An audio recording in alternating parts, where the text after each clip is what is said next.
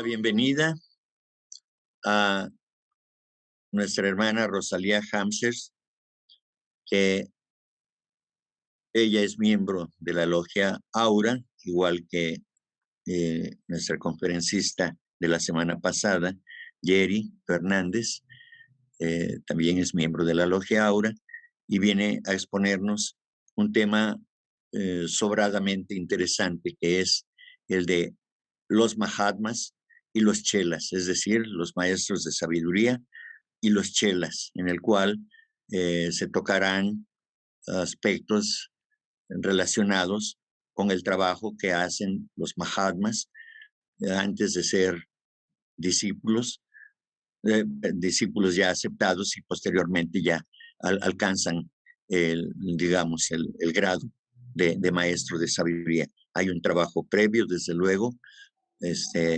al que nosotros como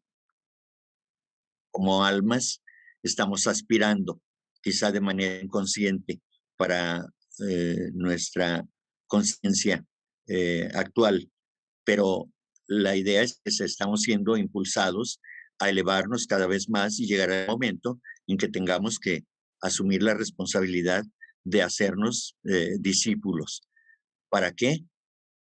Dice la señora Blavatsky, o los maestros, para desposarnos con el dolor, porque al hacer los votos de un discípulo, pues habrá que olvidarse de la materia y de todo lo sensual y demás, ¿no? Entonces son momentos dolorosos porque se deja el plano de la materia para entrar al reino del espíritu, y eso no es muy sencillo. Entonces, parte de eso seguramente nos hablará Rosy en esta ocasión. Adelante, Rosy, y bienvenida y muchas gracias. Bueno, pues muchas gracias, queridos hermanos, buenas noches. Una vez más, bueno, pues me honra estar con todos ustedes y bueno, agradezco mucho su presencia y también agradezco a Enrique, presidente de la Logia Blavatsky, y quien tuvo la gentileza de invitarme, ¿verdad?, a dar esta charla, esperando que nos enriquezca a todos. El tema de hoy se titula Los Mahatmas y los Chelas. Podemos ir a la siguiente, Carito, por favor. Nos dice Charles W. Leadbeater en su libro titulado Los Maestros y el Sendero lo siguiente: de las verdades expuestas por la teosofía, una de las más importantes es la de la existencia de hombres perfectos, que se deduce lógicamente de las otras dos magnas verdades teosóficas, que son las leyes de karma y de la evolución, por medio de sucesivas encarnaciones. Vamos a la que sigue, Carito, por favor. Bueno, pues al observar en nuestro alrededor, vemos notoriamente hombres de todos los grados de evolución, ¿verdad? Unos pues mucho más atrasados que nosotros en su desenvolvimiento y otros que en algún aspecto están evidentemente más adelantados. Por lo tanto, cabe la posibilidad de que haya algunos cuyo adelanto, bueno, pues sea muchísimo mayor. Pues si los hombres van constantemente mejorando en el transcurso de una larga serie de vidas sucesivas, en dirección hacia determinada meta, seguramente han de haber algunos que ya hayan llegado a ella, ¿verdad? Bueno, pues hay entre nosotros quienes en el proceso evolutivo han conseguido actualizar los sentidos superiores latentes en el hombre, ¿verdad? Y que en el porvenir, pues, poseerá todo el género humano. Por medio de dichos sentidos, vemos que la escala de evolución extendida por encima y por debajo de nosotros, pues hay hombres y mujeres en todos los peldaños. Y bueno, pues esos pocos fueron hombres que en su especial línea de acción y habilidad, bueno, pues superaron a la masa general, hasta el punto de que muchas veces de las que cabe imaginar, sus ideales estaban, pero mucho más allá de la comprensión de las gentes. Inclusive, Leadbeater nos dice que aunque sus elevados ideales quedaron impresos en las mentes del pasado, no solo su obra se había perdido por la humanidad, sino que ni siquiera han conservado sus nombres. Ha habido miles de seres con ese conocimiento tan grande, pero a través de las humanidades pues se ha ido perdiendo y han quedado inclusive algunas notas pequeñas, pero siempre con un pensamiento elevado. Vamos a la que sigue. Bueno, pues se ha dicho igualmente que la historia de una nación podía resumirse en las biografías de unos cuantos individuos y que siempre, bueno, pues las minorías selectas inician los progresos, por decir, en arte, en música, literatura, ciencia, filosofía, filantropía, política y religión. Ajá. A veces sobresalen en el amor a la divinidad y al prójimo como los insignes santos y sabios, ¿verdad? Muchos filántropos. Otras veces en el conocimiento del hombre y de la naturaleza, como los eminentes filósofos y científicos, y otras en labores de cosas así excelentes como algo muy beneficioso para la humanidad, como son los grandes libertadores y reformadores. Bueno, pues numerosos testimonios afirman directamente la existencia de esos hombres perfectos a quienes llamamos Mahatmas, maestros de sabiduría y o adeptos, ajá, cuya certeza de que existen tales seres ha sido tal que la maestra Blavatsky recibió instrucción por parte de dos de ellos para la titánica labor de realizar todo un invaluable tratado de sabiduría divina y de extraordinaria sapiencia. Vamos a la que sigue, por favor.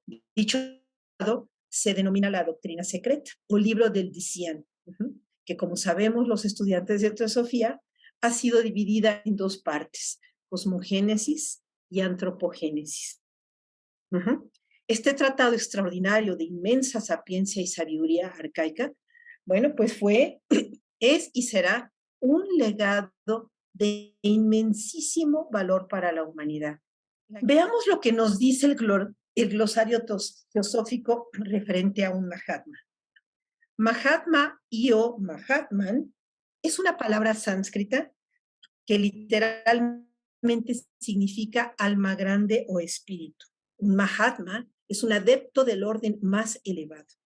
Los Mahatmas son seres eminentes que, habiendo logrado el dominio de sus principios inferiores, viven así, libres de los impedimentos del hombre de carne, y se hallan en posesión de un conocimiento y poder proporcionados al nivel que han alcanzado en su evolución espiritual.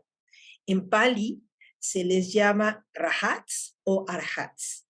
También se les conoce con el nombre de Siddhas y son unos seres perfectos que por su poderosa inteligencia y santidad han llegado a una condición semidivina. El sabio Patanjali los define así: estos seres magnánimos, poderosos de alma excelsa, primeros frutos de la humanidad, han alcanzado la conciencia átmica o nirvánica, a la que pertenece a la vida del quinto plano, y han completado el ciclo de la evolución humana. Se les designa con los nombres de maestros de sabiduría, grandes espíritus o Jivan Muktas, almas libertadas. Y continúan, bueno, pues sin embargo, relacionados con el cuerpo físico para ayudar al progreso de la humanidad. Un Mahatma es un ser que mediante un entrenamiento y una educación especial, bueno, pues ha desarrollado aquellas facultades que son verdaderamente superiores y ha alcanzado ese conocimiento espiritual que por lo general la humanidad común adquiriremos después de haber pasado por una serie de innumerables reencarnaciones durante el proceso de evolución cósmica. Pero siempre y cuando, como es natural, no se oponga a los propósitos de la naturaleza, causando su propio aniquilamiento. Es decir, lo que ellos ya han desarrollado y perfeccionado a través de miles de vidas de experiencia, que es ahora sí que su mana superior, su mente superior, es así como ellos han conquistado la mente inferior. De igual manera, la maestra Blavatsky nos menciona que este proceso autoevolutivo del Mahatma se extiende, como dije anteriormente, precisamente a lo largo de un número de encarnaciones, que aunque relativamente hablando son pocas. Es decir, que la diferencia de un gran ser como ellos es que llega un momento en que su principio de discernimiento interno es mucho más diáfano, perfectamente translúcido, y esto hace que en toda ocasión y en cada una de sus vidas sean ellos más conscientes. Ajá. Y así, en este proceso autoevolutivo, ellos evolucionan conscientemente, por lo que sus vidas ya no son tantas. Ahora bien, ¿qué es lo que reencarna? Bueno, pues según lo divulgado en la doctrina secreta, hasta donde ha sido revelada, muestra que los tres primeros principios, como sabemos, mueren, ¿verdad? Que es el cuerpo físico, el doble etéreo y el principio de prana, que es lo que llamamos la muerte física que conocemos. Ajá. Cuando su muerte física llega, los cuatro principios inferiores que vemos aquí perecen sin sufrir, ajá, porque para él son simplemente un vestido que se pone o se quita cuando quiere. Ajá. El cuarto principio, que es Kamamanas, vehículo de emociones, deseos y pasiones, junto a las porciones inferiores del quinto principio, donde residen las tendencias animales, tiene su morada en Kamaloka, donde sufre la agonía de la desintegración proporcionalmente a la intensidad de esos deseos inferiores. Ajá. Bueno, pues mientras que el mana superior, es decir, el hombre puro, que es el que está asociado con el sexto y séptimo principios, es quien entra en Devachan, para gozar allí, bueno, pues de los efectos de su buen karma. Y luego reencarnarse después en una individualidad superior. ¿Podrías leer esto por mí, Carito? Claro. Ahora ya es una entidad que está pasando por el entrenamiento oculto en sus vidas sucesivas, pero gradualmente, en cada encarnación, el mana inferior se reduce más y más hasta que llega el momento en que su mana completo, siendo de un carácter totalmente elevado, se centrará en la individualidad superior. Y entonces podremos decir que esta persona se ha convertido en un Mahatma. Gracias, Carito. Bueno, pues así, el verdadero Mahatma no es entonces su cuerpo físico. Hay que aclararlo muy bien, sino ese mana superior que está inseparablemente unido en armonía perfecta con Atma, con su ser divino, y a su vehículo, obviamente está unido junto con Atma y con el vehículo que es el sexto principio, que es Buddhi, en una unión que él mismo efectuó en un lapso relativamente muy corto, debido a que sigue el proceso individual de autoevolución establecido por filosofía oculta. Por lo tanto, su principio de discernimiento interno está mucho más desarrollado, obviamente, pues, con sus vidas posteriores y las anteriores, que lo han ido haciendo más autoconsciente. Ajá. Y así ellos, de esta forma, van a evolucionar en cada vida más conscientemente, y pues por esta razón la maestra Blavatsky nos dice que sus vidas ya no son tantas, por esa autoevolución consciente que ellos van llevando. En la carta 31, el maestro KH hace una referencia muy interesante y dice que en la vida de un adepto, las dificultades por las que ha pasado son 1000 veces recompensadas, y para adquirir un mayor conocimiento, bueno, pues ya no se tiene que recurrir a un minucioso y lento proceso de investigación y de comparación de diferentes materias en sí, sino que se les concede una instantánea y expresa percepción de toda la verdad primordial. O sea, ellos pueden penetrar a todo esto y ya no necesitan hacer una investigación física, porque ellos ya traen ese conocimiento interior en su mana superior. De igual manera, el propio maestro KH nos dice: el adepto ve, siente y vive en la misma fuente de todas las verdades fundamentales. La esencia espiritual universal de la naturaleza. Es decir, que él es uno con esa vida, una infinita y universal. Y esto me gustaría repetirlo porque pues cuando el maestro KH esto nos lo explica, y es tan profundo que lo tuve que leer que dos veces, y es cuando en realidad entendí exactamente que ese adepto, en esa vibración, en ese plano, en ese instante donde él está vibrando para toda la humanidad, aquí dice, como dice el maestro Cache, el adepto ve, siente y vive en la misma fuente de todas las verdades fundamentales, la esencia espiritual universal de la naturaleza. Es decir, como dijimos, que él es uno con esa vida una infinita y universal. Vamos a la que sigue, Carito, por favor. Sin embargo, cuando las personas expresan el deseo de ver a un Mahatma, pues en realidad parecen no entender lo que están diciendo, ¿verdad?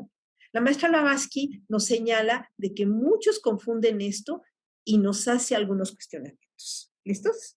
Bueno, pues el primer cuestionamiento que ella nos hace es de que cómo pueden las personas comunes esperar ver con estos ojos físicos lo que trasciende a la vista. Esto es debido a que pues obviamente a los que van y a los que ruegan ver a esas personas es solamente una mera cáscara, una máscara. O sea, esas personas solamente desean ver algo físico. Entonces, bueno, pues obviamente que eso va a ser imposible. Ajá. El segundo cuestionamiento es que, ¿cómo pueden saber que tras esa máscara hay oculta una entidad elevada? El común de la humanidad no tiene desarrollado esos sentidos internos para demostrarlo.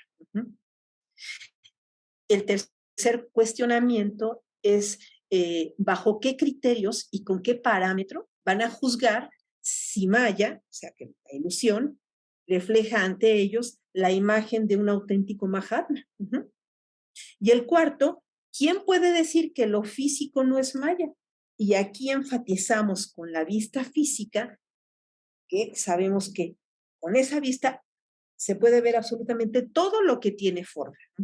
La vista física ve únicamente la forma material, pero la forma es ilusoria, es engañosa e impermanente, aunque se trate de un cuerpo de un Mahatma.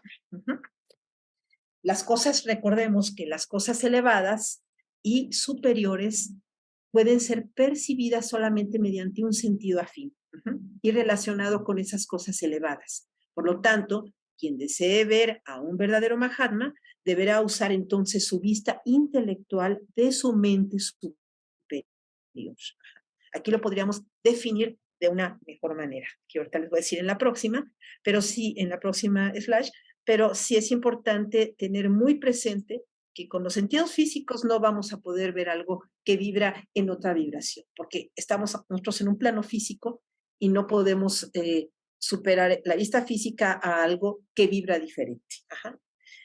Pasamos a la que sigue, por favor. Bueno, pues aquella persona, como dijimos, debe elevar su mente superior, su mana superior, o sea, de manera tal que todos los velos mayábicos, es decir, las neblinas creadas por Maya, la ilusión, sean dispersadas. El verdadero Mahatma es el espíritu del Mahatma, quien se manifiesta. Por ello, para ver su verdadero ser, es necesario usar la vista del alma, es decir, la vista de mana superior. Pero obviamente no para verlo literalmente como un cuerpo físico ilusorio, sino percibirlo, porque lo que no tiene forma no puede verse, sino percibirse. Vamos a la que sigue, por favor. Así, de esta manera, su visión interna, bueno, pues será nítida, ¿verdad? Y podrá ver a los Mahatmas en cualquier sitio que esté. Por lo que nos dice también la maestra Blavatsky que una vez que ellos, ya habiéndose fusionado con el sexto y séptimo principios, que son Buda y Atma, los maestros de sabiduría, al fusionarse ellos con estos principios, que son eternos y omnipresentes, podemos decir que los Mahatmas están por todas partes. Es importante añadir que al mismo tiempo, aunque los Mahatmas abarcan con su vista mental panorámica a toda la humanidad, no se puede esperar que noten particularmente a cada ser humano, a menos que esa persona con sus acciones especiales pues haya atraído su atención, ¿verdad? Vamos a la que sigue, por favor, Caritos. Un ejemplo análogo sería, por ejemplo, el de un escalador. que ya alcanzada la cumbre de una montaña, como aquí vemos, puede ver en la planicie completa toda la llanura, ¿correcto? Bueno, pues él puede notar que desde esa elevada posición todo lo que está debajo es casi idéntico, sin distinguir cualquier árbol, o cualquier sitio particular, a menos que su atención pueda ser atraída hacia algo que sobresalga o desentone del entorno. Uh-huh. Forma, y así como nuestra atención puede ser atraída hacia algo que sobresale o desentona del entorno, bueno, pues de esta misma manera, aunque toda la humanidad está dentro de la vista mental de esos grandes seres, de los Mahatmas, no se puede esperar de ellos que tomen nota especial de cada ser humano, a menos que uno de ellos atraiga, como dijimos anteriormente, bueno, pues su particular atención por actos especiales. Ajá. Vamos a la que sigue, por favor. Su preocupación esencial, es decir, lo que más les importa a estos maestros de sabiduría, a estos Mahatmas, es el mayor bien para la humanidad en su totalidad, porque ellos mismos se han identificado con esa alma universal que compenetra a toda la humanidad. Y bueno, pues el que quiera atraer su atención debe hacerlo de esa manera, a través de esa alma omnipresente en amor infinito que se extiende por doquier. Las facultades del adepto, en verdad, bueno, son muchísimas, ¿verdad? Imagínense lo elevado que son esas virtudes, esas paramitas tan maravillosas que ellos han desarrollado, ¿no? Sobre todo muy admirables, pero todas son de una natural y elevada ampliación en grado superior de las propias del hombre ordinario. O sea, nada, así que nada que ver, ¿no? Pero bueno, pues a mi entender, la principal característica del adepto o del maestro de sabiduría, comparado con el hombre ordinario, es que mira y considera las cosas desde un muy diferente punto de vista, porque él está completamente limpio de todo pensamiento egoísta, de tal modo que pues, prevalecen en la mayoría de las gentes esos pensamientos tan densos, tan burdos y egoístas que nosotros tenemos. Entonces, totalmente diferente la vibración de estos seres tan elevados que han totalmente trascendido este egoísmo que nosotros aún tenemos. Uh-huh. El adepto inclusive ha eliminado la naturaleza inferior, uh-huh, y no vive para sí mismo, sino para toda la humanidad. Uh-huh. Sin embargo, de un modo que él únicamente comprende cuando queda incluido también en toda la humanidad. Él lo comprende y sigue ahí y lo percibe, pero él obviamente desde un plano mucho más elevado y con gran sabiduría. Nos dice también Leadbeater que en esa etapa, en su carácter, pues no hay sombra absoluta de ningún pensamiento ni emoción referente al yo personal. Ajá. Su único propósito es favorecer el adelanto de la evolución y obrar en armonía de logos, que es el que la dirige. La característica que en importancia ahora sí que seguiría la anterior es su completo desenvolvimiento.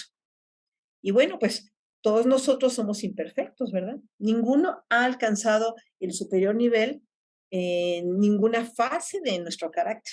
Y pues ahora sí que ni aun los mismos sabios y los santos que han existido, pues solo ellos inclusive, ninguno de ellos han llegado todavía a la excelencia en un solo aspecto.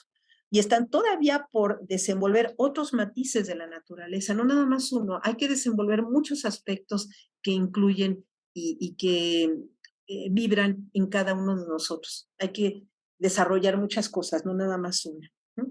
Todos poseemos el germen de las diferentes características, pero parcialmente desenvueltas y unas en mayor grado que otras. Entonces, si somos millones de personas, algunos tienen más desarrollo en algunas y otros menos en otras. Pero ahí poco a poco iremos desarrollándolas. Vamos a la que sigue, por favor, Carito. Dice así, el Mahatma o adepto está plenamente desarrollado y es un hombre de perfecta devoción, amor, simpatía y compasión a lo cual su mente es muchísimo más comprensiva de lo que podemos imaginar y posee admirable y divina espiritualidad.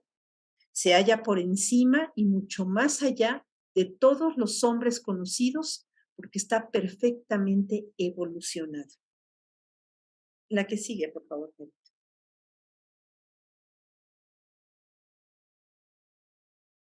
Y bueno, pues como ellos, ya dijimos, los maestros de sabiduría están en todas partes, pues la maestra Blavatsky nos menciona algo muy relevante y es que a nuestra percepción del mana superior se le puede denominar como fe.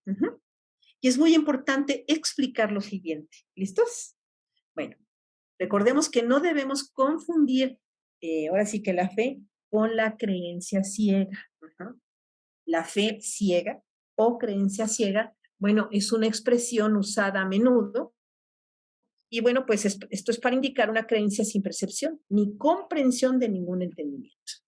Es algo que no entendemos y hasta se nos ha dicho que debemos creer hasta ciegamente sin saberlo, ¿no? Nos han educado de una manera pues muy terrible, ¿no?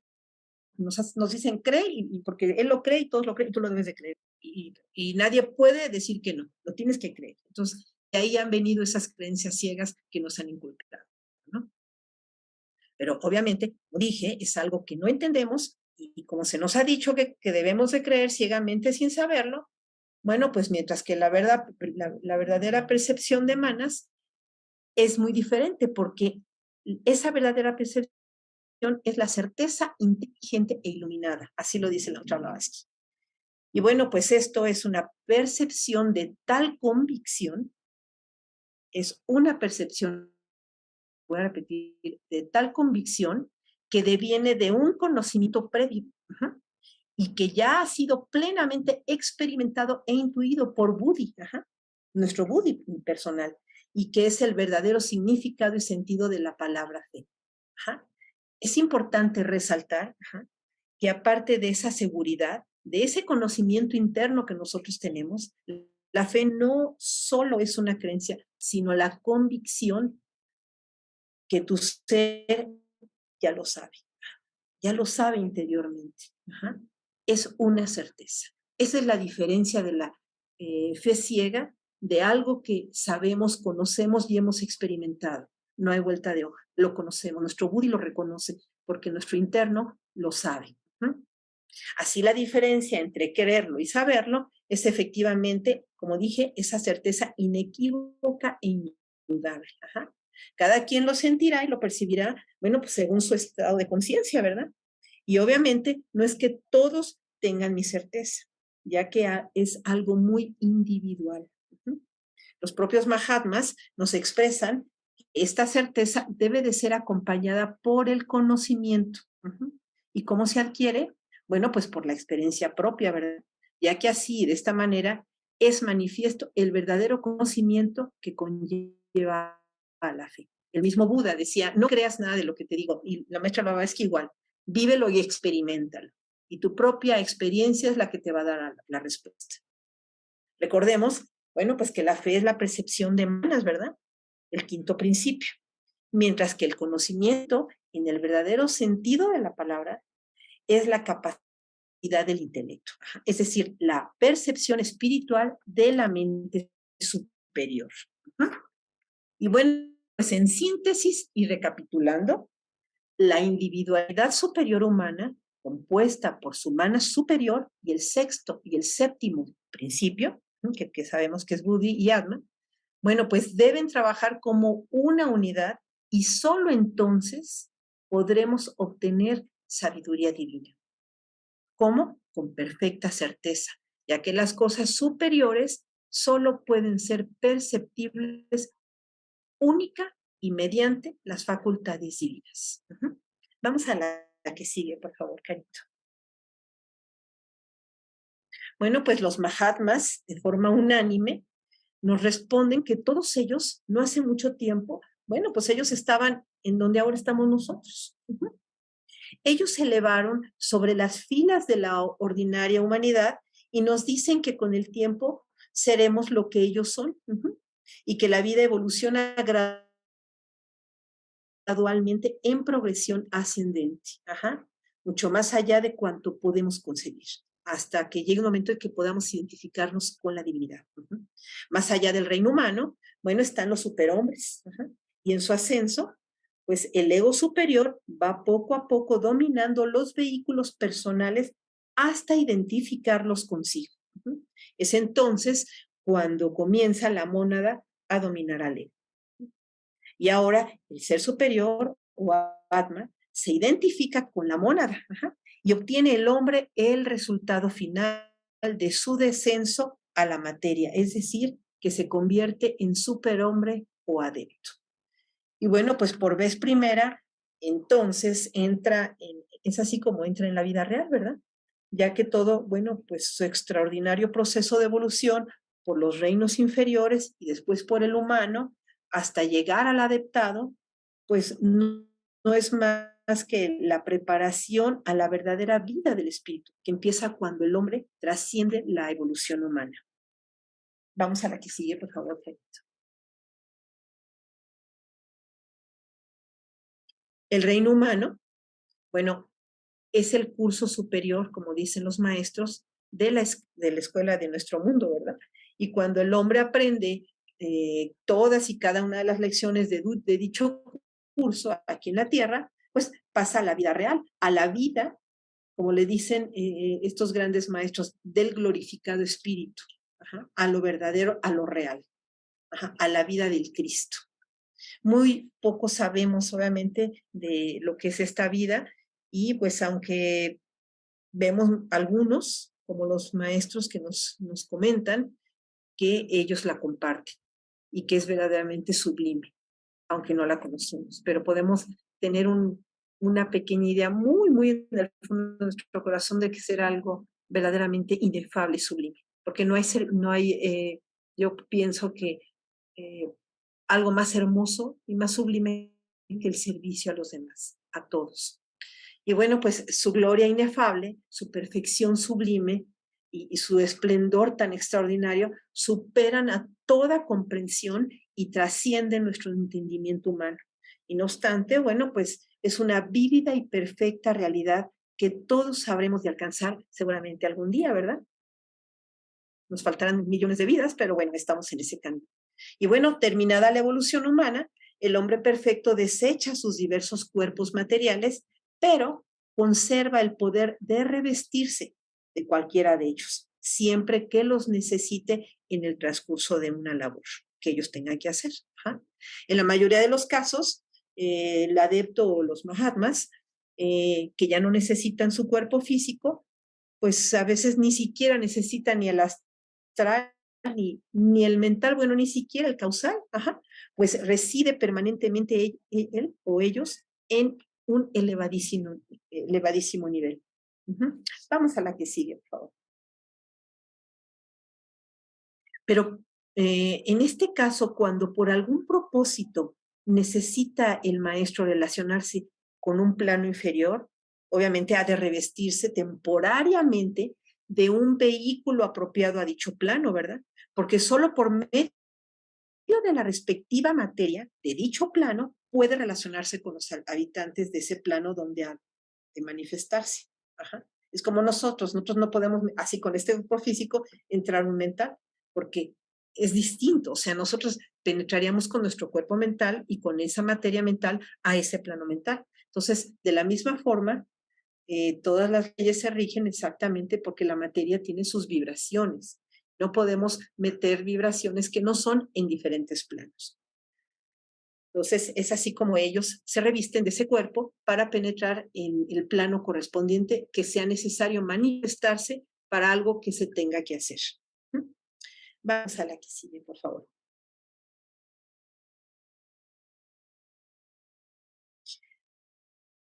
Y bueno, pues antes de proseguir, cuando algún propósito necesita, en este caso, relacionarse con un plano inferior, por ejemplo, si un maestro necesita pasar a un plano inferior, bueno, como dijimos, se tiene que revestir temporalmente, ¿verdad? De esta materia para poder manifestarse. Pero Inclusive, si desea conversar con los hombres del mundo físico, bueno, pues ha de asumir un cuerpo físico, ¿verdad? Como lo comentamos, y por lo menos materializarse, aunque sea parcialmente, porque de lo contrario, pues no podría hablar. De la propia suerte, que si desea impresionar nuestra mente, ha de revestirse de un cuerpo mental, como lo mencioné, y bueno, siempre que su labor requiera por instrumento un vehículo inferior, puede asumirlo, pero como dijimos, solo lo retiene temporalmente. Ajá. Y bueno, pues para concluir, hermanos, es fundamental saber que el deseo que debe mover e inducir a un individuo a buscar el discipulado, o sea, a pedir ser aceptado como chela, es el comprender cómo opera la ley de evolución cósmica. Ajá. Para así poder trabajar en armonía con la naturaleza en lugar de ir en contra de sus fines y de oponerse a los propósitos debido a la ignorancia, ¿verdad? Es importante que todo aspirante a chela pues esfuerce, conozca las leyes del universo. A veces me preguntaban, pero ¿cómo podemos hacerlo? Bueno, para ser primero aspirantes a discípulos tenemos que ser estudiosos. La maestra Blavatsky dice, no podemos dar saltos porque los saltos no se dan, todo es poco a poco, pero también tiene que haber ese trabajo en nuestro intelecto.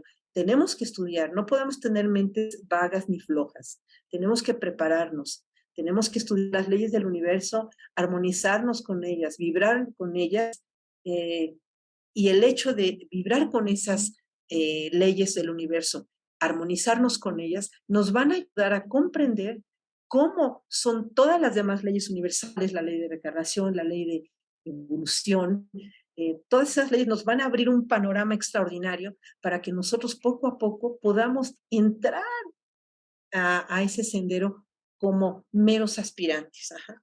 Pero así vamos a evitar que esa ignorancia, bueno, pues nos cierre siempre las puertas, ¿verdad? Es importante que no nos opongamos, ajá, y a la evolución. No seamos un estorbo para la evolución. Siempre tenemos que estar abiertos, despiertos y sobre todo estar atentos siempre al servicio de la humanidad, absolutamente incondicional. Ajá. Por lo tanto, y bueno, pues como conclusión, hermanos, tengamos siempre muy presente que si obramos egoístamente y vamos contra la corriente de evolución, retardaremos nuestro progreso. Aunque al fin y al cabo no podremos evitarlo, ¿verdad? Porque la ley de evolución no se detiene y es el destino de toda la humanidad, alcanzar esa iluminación perfecta. Y bueno, más allá habrá otras grados y todavía planos muchísimo más incomprensibles para nosotros. Pero el hecho de continuar con el camino de la evolución y continuar con lo que nos enseñan estos grandes seres luminosos es nuestro mejor deber. Y bueno, pues una reflexión que nos comparte el maestro Dwalkul, el tibetano, dice lo siguiente. La que sigue, por favor, Carito.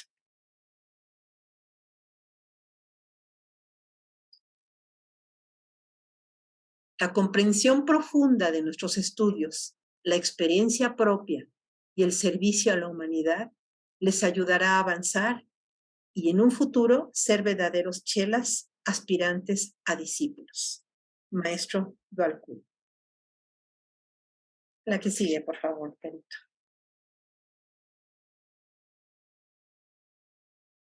Y bueno, pues mantengamos claro y vivo este ideal, cumplamos nuestra parte. Y bueno, pues les doy gracias a todos por haberme escuchado. Ojalá que pues nos haya quedado un poquito de, pues, de ese amor hacia esos seres tan hermosos. La labor que ellos hacen por la humanidad es inconcebiblemente maravillosa y creo que el hecho de que algún día en nuestro corazón haya ese deseo, ese anhelo de continuar en este camino, aunque sea pasos pequeños, pues yo creo que ya es un gran paso. Muchas gracias, hermanos, y pues espero que les haya gustado. Gracias a todos. Muchas gracias, Rosy, por este trabajo.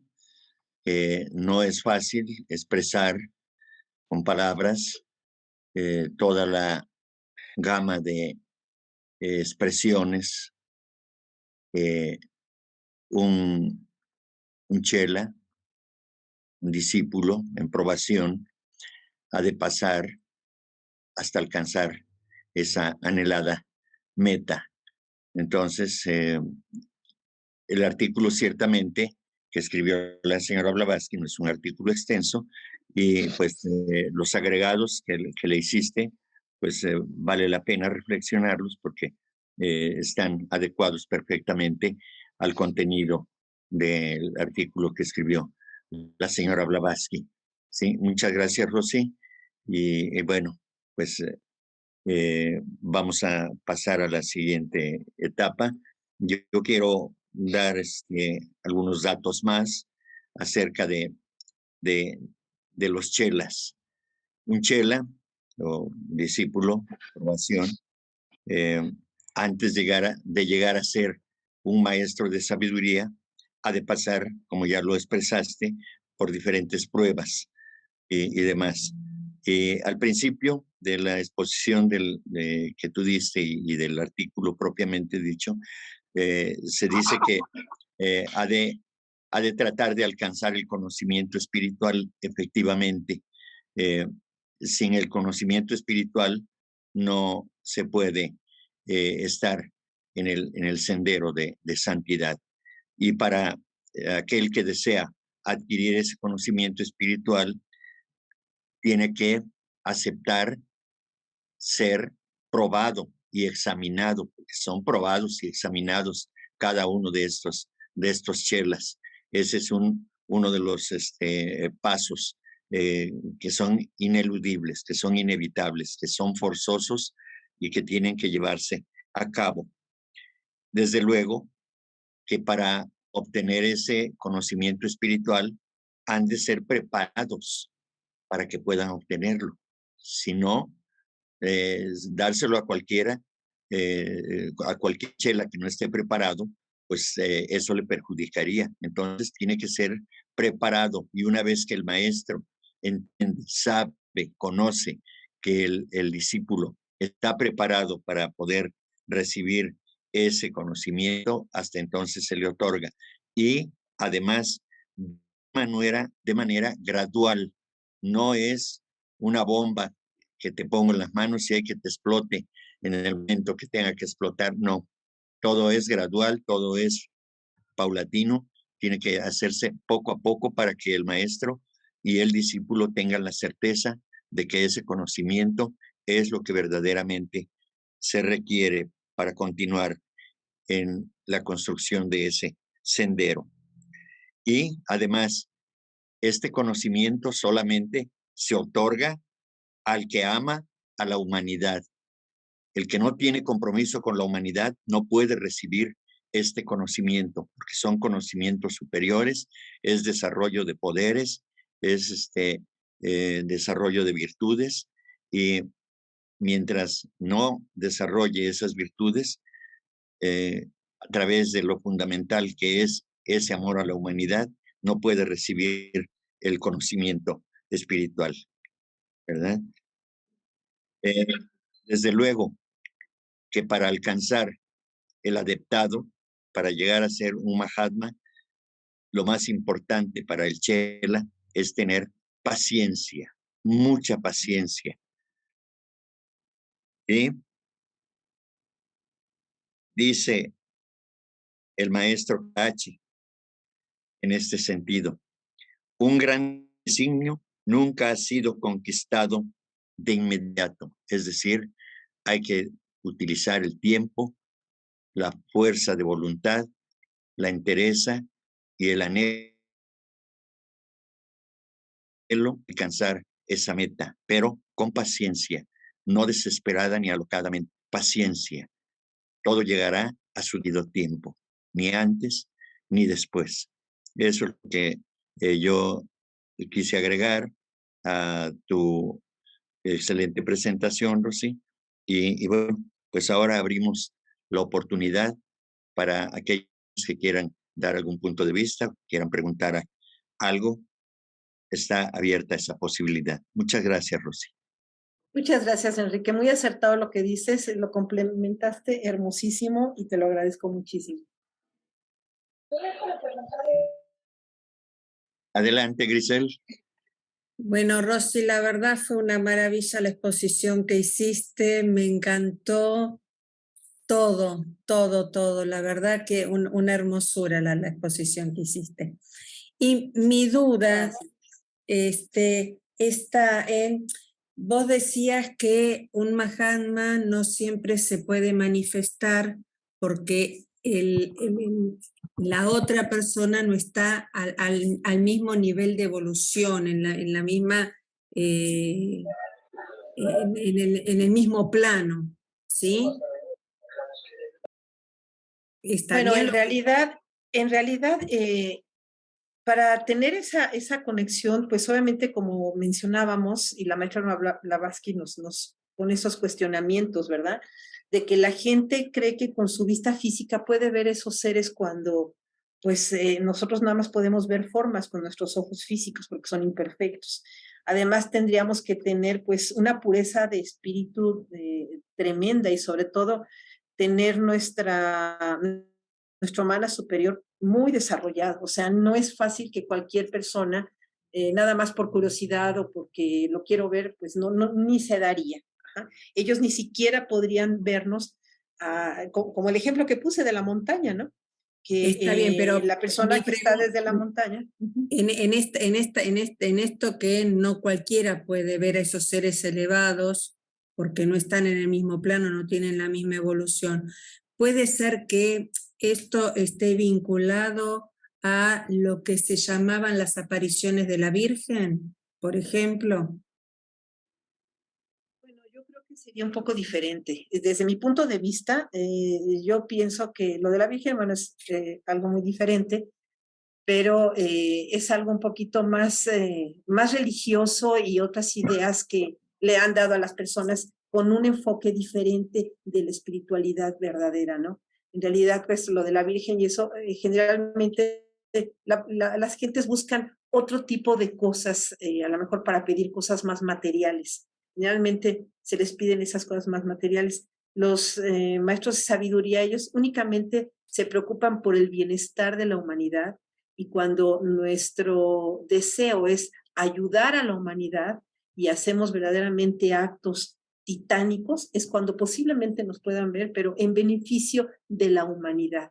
Es un poco diferente que a la cuestión religiosa de las apariciones, de lo que tú comentas de la Virgen. Pero el hecho de que uno pueda percibir esa manifestación, definitivamente tendríamos que estar en un estado de conciencia muy elevado, no de cualquier persona como somos, ser más que aspirantes, a lo mejor ya discípulos, y por merecimiento. Ajá. Eso es lo que, bueno, yo lo pienso así. Si Enrique quisiera comentar algo aparte que me pueda apoyar, y una pregunta, porque es una fantasía mía, que no sé si será así. Yo siempre dije que la divinidad nos puede llegar a percibir o puede llegar a partir, es la explicación que yo me encontré a partir del aura de la persona. Puede ser algo así que esto de que estos Mahatma nos pueden visualizar desde aquello alto a partir de nuestras auras. Bueno, ahí el aura en realidad se utiliza, pero para otros fines. Las personas que son videntes, por ejemplo, en el caso del aura, ellos en tu aura pueden ver si estás enojada, si tienes alguna enfermedad, si tienes... En realidad es muy independiente. El aura es un poco diferente, porque es un campo magnético donde nosotros podemos percibir, si somos videntes, algo que podemos mejorar o podemos sanar a alguien más. Pero pues no tendría nada que ver en realidad, porque el aura es simplemente un campo magnético, pero nuestro interno, en nuestra pureza de amor, nuestra pureza en todo lo que vamos aprendiendo, en nuestro estado de conciencia, eso es lo que nos podría acercar más a los maestros, no exactamente el aura, aunque ellos obviamente, ellos la ven y ellos saben quiénes son más puros, quiénes son verdaderamente más genuinos, pero ni siquiera ellos se ocupan de ellos. Ellos están tan ocupados en ver algo tan grandioso, tan tremendo como es, se puede decir que casi nuestro planeta y parte de nuestro sistema solar, que pues sería ahora sí que no tan importante en el caso de ellos ver lo del aura, ¿no? Pero obviamente el aura, bueno, la tenemos todos y aquellos que desarrollan esa evidencia para el bien pueden utilizarlo, ¿no? Pero el aura sí sería otro tema un poco diferente, mi querida hermana. Gracias, Rosy, sumamente clara. Bien. Yo quisiera agregar tu pregunta, Grisel,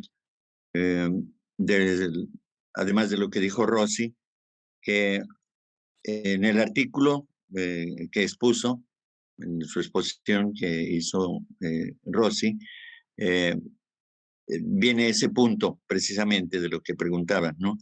Que a un maestro de sabiduría, un Mahatma, no se le puede ver, ¿sí? Entonces, recordemos, por ejemplo, que al señor Sinet, cuando él quería ver al maestro, y él le dijo, no, nuestra comunicación será de diferentes maneras. Una es que yo pueda valerme de un discípulo para que yo le dé algún comunicado. La otra es de que en sueños yo le pueda hablar, ¿sí?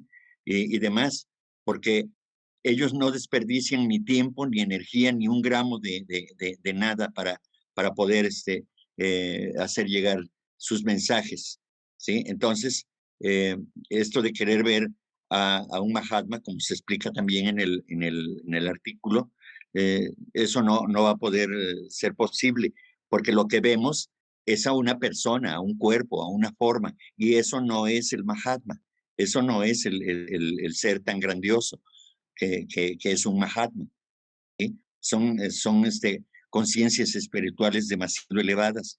Incluso creo que ni la maestra, digo, la señora Blavatsky, pudo ver físicamente. Ella podía ver en el plano astral o en los otros planos sutiles la figura del maestro que se le presentaba, pero ella estaba también en ese plano, ¿sí? Porque es tan burda la materia en la que estamos, que un ser tan delicado en su constitución molecular como es la constitución de un Mahatma, esa conciencia espiritual tan elevada, pues sufriría demasiado ese contacto con esta podredumbre en la materia en que estamos, que está infestada de toda clase de pasiones, de pensamientos burdos y bajos, pasionales completamente, ¿no? Entonces, ellos han de protegerse también en ese sentido, ¿sí? Entonces, eso sería el complemento a la respuesta que ya dio Rosy, ¿sí? Adelante, Memo. Gusto en saludarte y me siento muy honrada de tenerte por aquí. Para nada, mi querida Rosy, el honor es mío. Hola, amigos, hola, amigas. Participo en esta ocasión tratando de aportar un poco al tema. Justamente en algunas de las preguntas que se han planteado, los maestros, como digamos que, acuérdense que hay niveles en los maestros de sabiduría, los adeptos, y se llega a hablar desde adeptos de 5º grado, de 4º grado, sexto, etcétera, etcétera, hasta llegar a Mahachohan, al Cristo, Maitreya, a muchos más, que son más elevados. Entonces, entre más elevados son, vienen siendo como en la cábala, son de más alto voltaje. Y el más alto voltaje para que, por ejemplo, para que llegue la corriente eléctrica y podamos conectar nuestros celulares, nuestra lavadora, tiene que estar a 127 volts, pero los cables van a 13,000 volts en la calle, ¿no? Son de la alta tensión. Entonces son de muy alta tensión. Por ahí en un artículo comentan de que incluso al tocarlo pues, podía como electrizarte. Y entonces ellos a menudo usan un cuerpo que si por ahí investiguenlo en el Saratoga, que se llama Mayavi Rupa. Un Rupa es una forma, ¿no? Y Mayavi es un cuerpo de Maya. Es un cuerpo que de apariencia como si fuera un holograma, pues, que es tan real que parece real, ¿no? Pero es un Mayavi Rupa, que se crea mediante una fuerza de voluntad que se llama Kriya Shakti. Nosotros tenemos el poder también de hacerlo. De hecho, en latencia somos maestros, ¿no? Recuerden, ¿no? Sí podemos, y hay chelas o personas muy avanzadas espiritualmente que puedan mediante el poder de Kriya Shakti, crear un Mayavi Rupa y manifestarse de esa manera. Hay la teoría, también en teosofía, hay la distinción entre Jesús, como dicen los cristianos, Jesús Cristo, como dice Roberto Carlos, ¿no? Porque en Teosofía se nos enseña que Jesús es uno y que el Cristo es otro. Ojo con eso. El Cristo es el Señor Maitreya y Jesús es el Maestro Jesús, que es diferente, que sirve de vaso recipiendario para que esa energía tan grande que tiene un Cristo cósmico, que es una energía cósmica, pueda manifestarse. O sea, que alguien presta, a veces los mismos chelas facilitan su cuerpo a los maestros. Incluso la señora Blavatsky facilitaba a veces su cuerpo a uno de los maestros para escribir, por ejemplo, Isis sin velo, y que incluso la mano le cambiaba a una mano varonil. Eso lo comenta Olcott en el Monjas de un viejo diario. De repente su mano se volvía como la morena y como la de un hindú, sí, de hombre, y con esa mano escribía. Nada más la mano era como del maestro, no de ella. Y en cuanto estaba preguntando Grisel, de que a veces ves si eso lo relacionaba con las apariciones de la Virgen, recordemos que también la creencia te hace ver cosas. O sea, también cuando hay muchos que creen en una sola cosa, se crea un egregor, o sea, se crea también una entidad etérica, un elemental, y esa energía elemental logra cobrar también figura. Entonces, esas imágenes que a menudo tienen de santos o de la Virgen, la gente, cuando son muchos congregados, como era en Lourdes, en la Fátima, sobre todo en Lourdes, se dio ese fenómeno, pues sí llegan, la creencia de tanta gente llega a manifestarse. Es el previo de creer, puedes llegar a ver, creer para ver, dicen. Y tú manejaste muy bien esa es la cuestión de diferenciar la creencia, y más bien lo que son más que creyentes, crédulos. Hay gente muy crédula. Por eso hay tanto fraude, ¿no? Ojo con eso.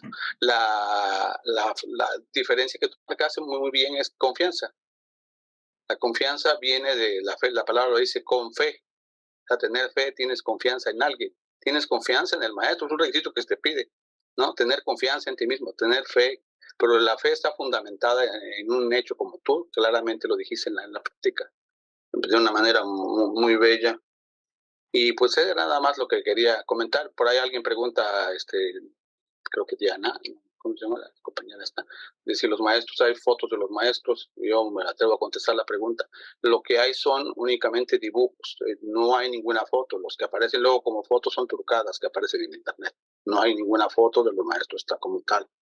Y sí han llegado a manifestarse y a verse algunas cosas. Incluso a Olcott cuenta cómo lo llega a ver en la macería, se le aparece el maestro Moria y le regala incluso su turbante, y él conserva su turbante del maestro Moria. O sea, algunos sí han tenido ese privilegio, pero no es tan fácil.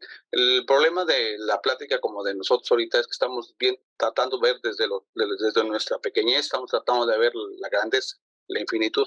Entonces, siempre que desde lo pequeño queremos escribir algo muy grande, hacemos caricaturas. Estamos haciendo caricaturas. Es más fácil que desde lo grande describas a lo pequeño. Entonces, sí lo haces muy bien, lo describes bien. Pero nosotros, por eso que llegamos a ese lenguaje donde no te da, donde hay que usar metáfora, donde hay que pues, un poco utilizar la intuición para tener la capacidad de ver de lo que estamos hablando. Y pues nuevamente te felicito, sobre todo yo digo que los valores son belleza, bondad y verdad.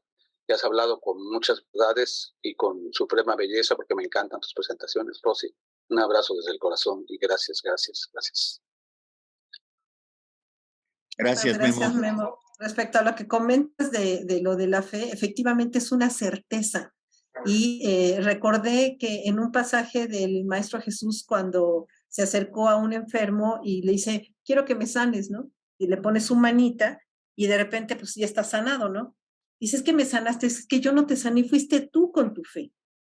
El hecho de que él tenga esa certeza, nada más de verlo, ya se sanaba. Y hoy en día inclusive hay ejemplos, por ejemplo, en los hospitales, que yo he visto, yo lo viví cuando mi papá estaba en un hospital, que él estaba dentro, por ejemplo, en el cuarto, y nada más quería que le dieran la medicina porque le dolía todo.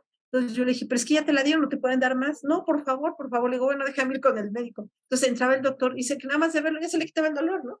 Entonces, es esa certeza de que tú mismo, esa fuerza interna, esa fe que es una certeza y una fuerza de conocimiento interno, es la que opera.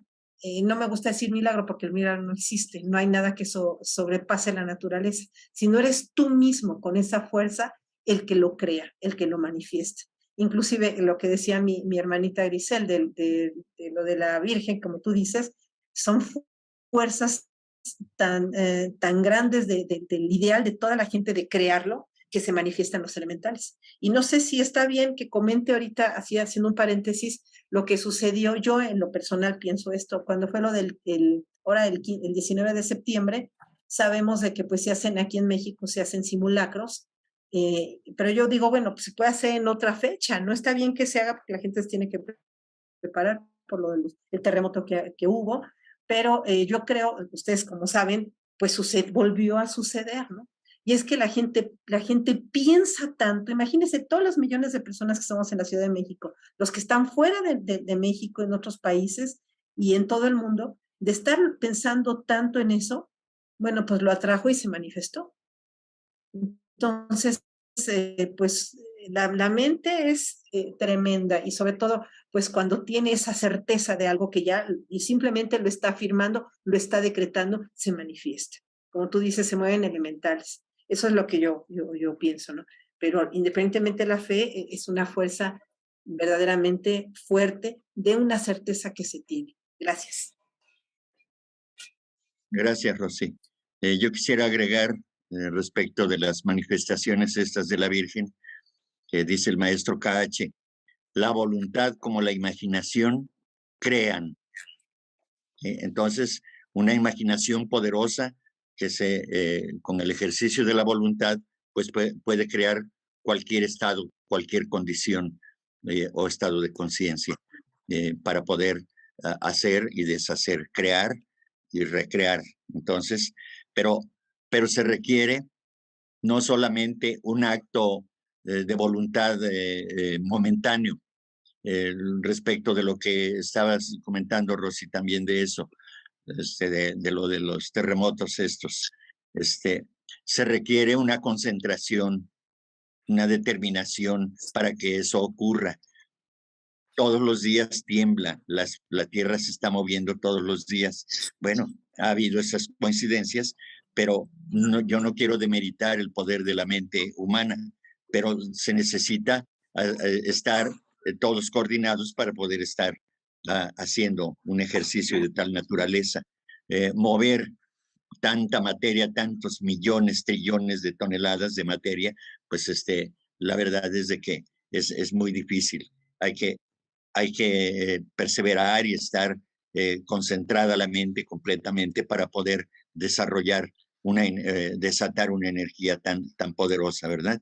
Entonces, bueno, yo creo que son eventos de la naturaleza que se tienen que dar. Hay cuestiones kármicas por las que la Tierra y la humanidad que habitamos este planeta, pues tenemos que pasar, sobre todo los que estamos ligados a esas fechas, ¿no? Es eso, son cuestiones kármicas, creo yo. Bien, gracias. Patti, por favor, adelante.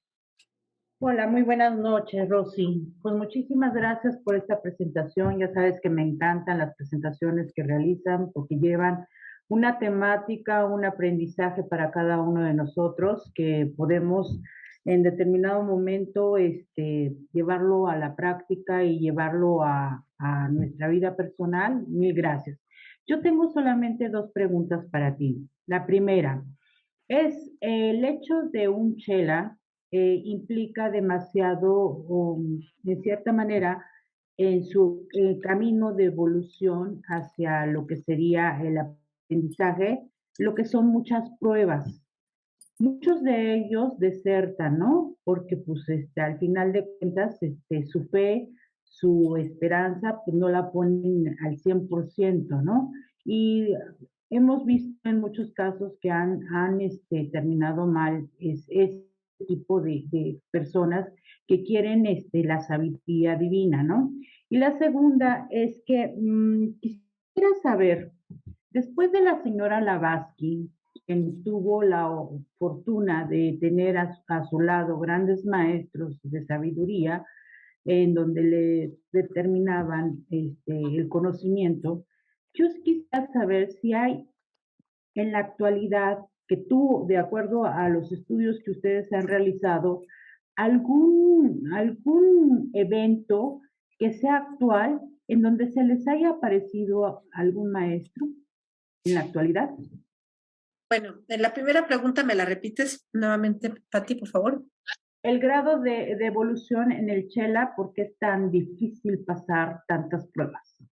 Mira, en primer lugar, Pati, te lo voy a contestar como yo lo percibo. Somos una humanidad eminentemente egoísta.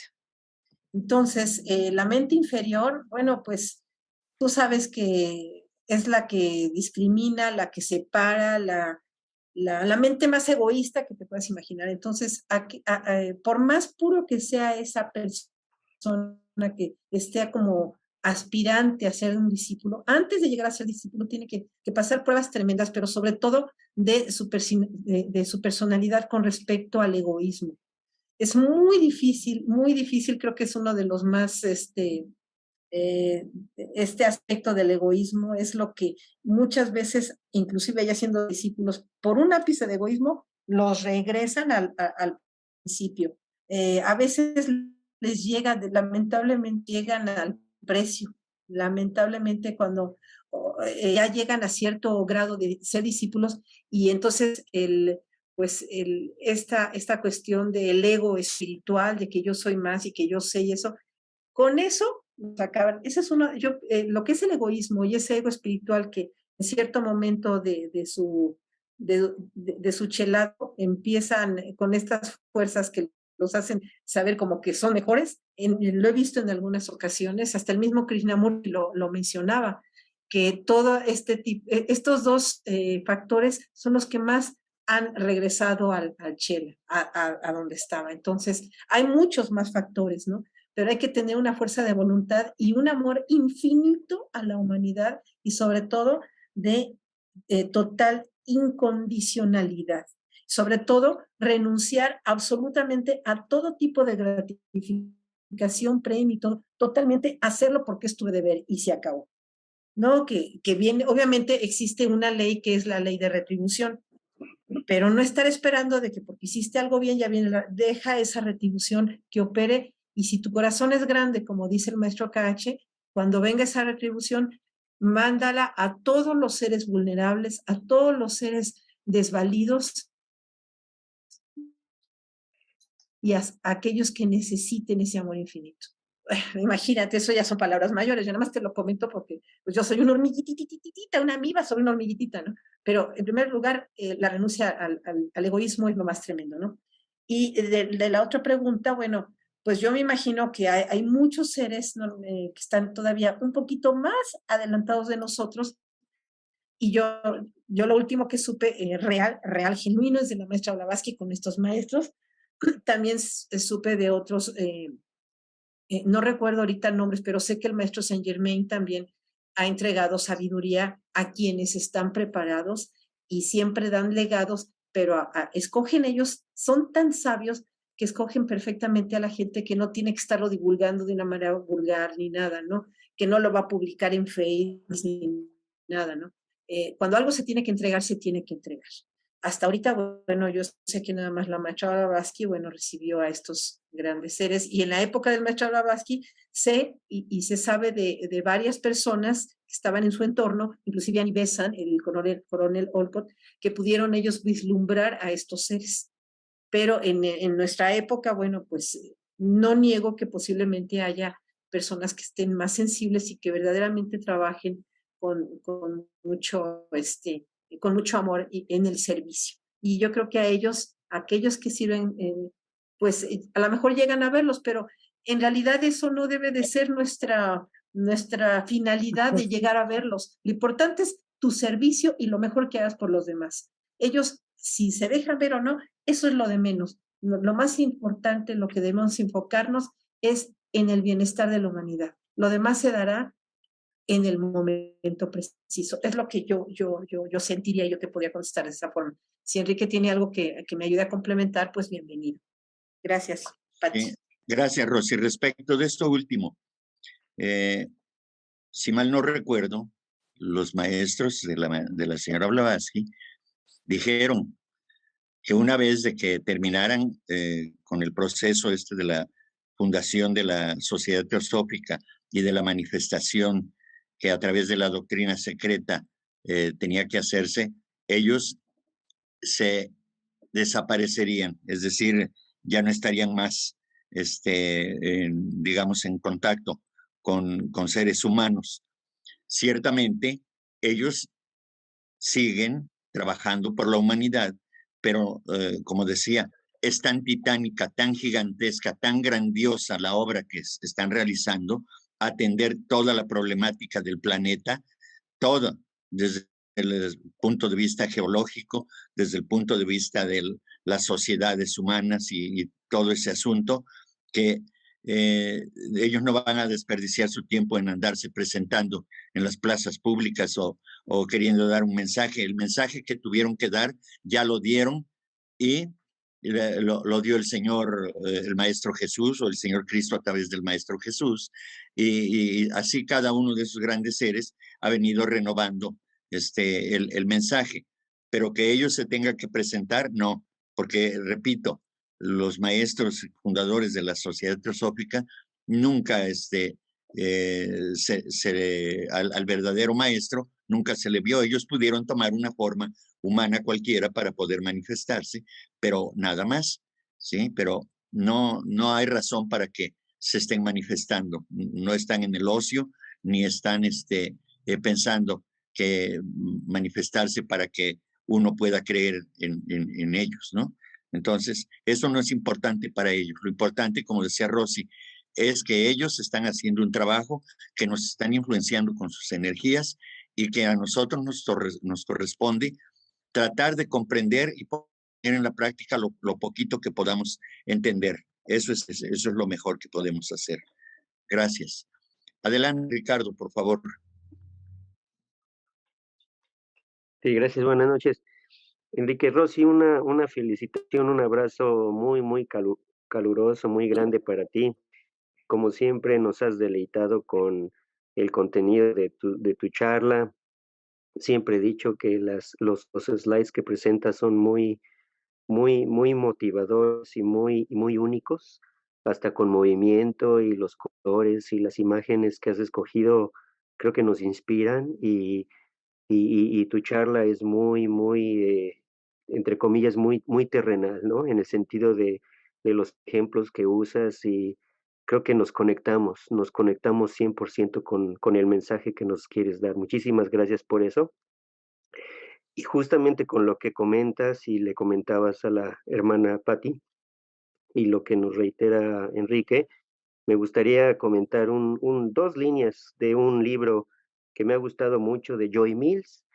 Y como saben algunos de ustedes, Joy Mills pues, fue una de las estudiosas importantes de las cartas de los Mahatmas a, a los dos ingleses, ¿verdad? A Sinet y al señor Hume. Y aquí en este librito, muy a la sazón de lo que acaban de comentar tú y Enrique, nos dice que dice aquí, el estudio de las cartas Mahatma revela no nada más el conocimiento de la ciencia oculta, sino de forma más significativa los valores éticos y morales que son esenciales si una persona quiere ser de servicio a la humanidad. Lo que dices, ¿no? El cero egoísmo.